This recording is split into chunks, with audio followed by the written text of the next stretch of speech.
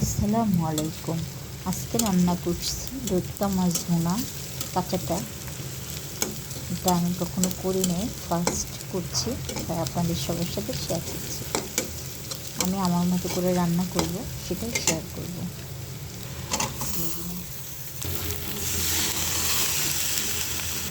দিয়ে দিব মাছের একটা মশলা, দিয়ে দিব 1 চামচ মরিচের গুঁড়ো, দিয়ে দিব জিরা ধনিয়া 1 চামচ,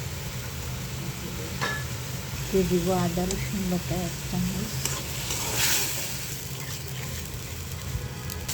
মশলাটা কষানো হয়ে গেছে, এখন মাছ দিয়ে দিব।